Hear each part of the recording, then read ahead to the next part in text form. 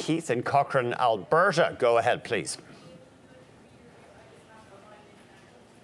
Not hearing Keith. Parkland Fuel was on his mind. Yeah. So Parkland obviously operates a distribution of fuels, their mini marts and the gas stations. Look, they've done a good job of operating the business over time. They've got good, solid earnings growth. Dividend growth is a little bit slow.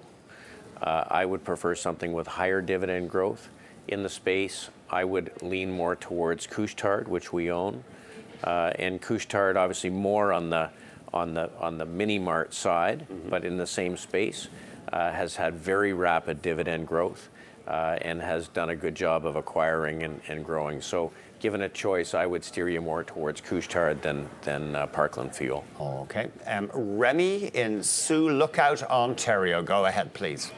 Dave, thanks for taking my call. My interest is in TransCanada Pipe as a long-term buy as a dividend-paying stock. Yeah.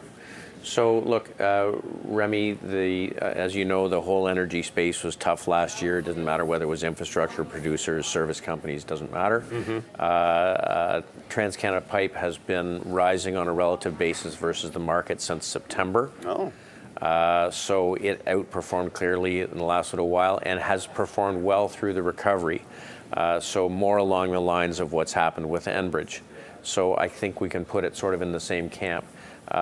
Nice dividend, close to 5%. Dividends growing at about 6%. I'd love to see a little bit faster growing dividend, but certainly this one works. And it's probably, if you took a 3-year period in the market, probably going to underperform the market, but be more stable. And so if you're looking for an income name, I think that this is not a bad one. Because if they grew the dividend at 6% over 10 years, they'd essentially be doubling, or pretty close to doubling it. Yeah. Thanks for that question, Remy. Christopher in Vancouver, go ahead, please. Morning. Thank you very much for taking my call. Pleasure. I'm calling with regards to Exxon Mobil Corporation. I'm wondering whether or not in the very near term it's approaching an entry point again, or if you would expect it to slide a little more. Exxon. I'll tell you what I would be looking for. I would be looking for a turn relative to its group, and I would be looking for a turn relative to the market, and really neither of those two things are happening. You know, this has been a big stock that has had a difficult time generating total return over the years. You know, for many years, it's been in an absolute decline in price. And so I think that there's better places. And if you wanted something, I think with a little bit more growth opportunity, you could look at the Hess that we talked about earlier on. Oh, okay, no problem. So, sorry, Hess would be a preference over Exxon. Absolutely, these days, yeah. I mean, Exxon, of course, has struggled in recent years, even growing its production. They were up lately, its numbers. Yeah, it's just, look, if you're underperforming versus the group, and the group has been a tough group to be in, you know, there's other places, there's other sectors that give you better benefit. Ram is in Calgary. Go ahead, Ram, please.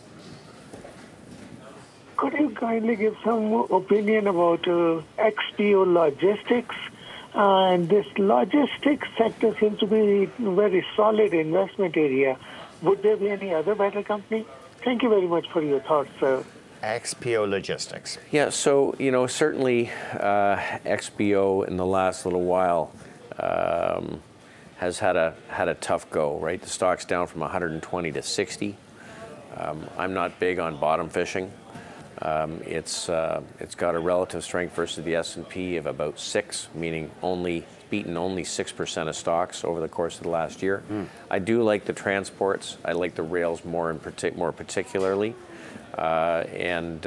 In fact, you could buy the sector by buying IYT, which is going to get you, you know, sort of the transportation sector. And if we do have an economy that continues to grow, that's going to probably be a better bet.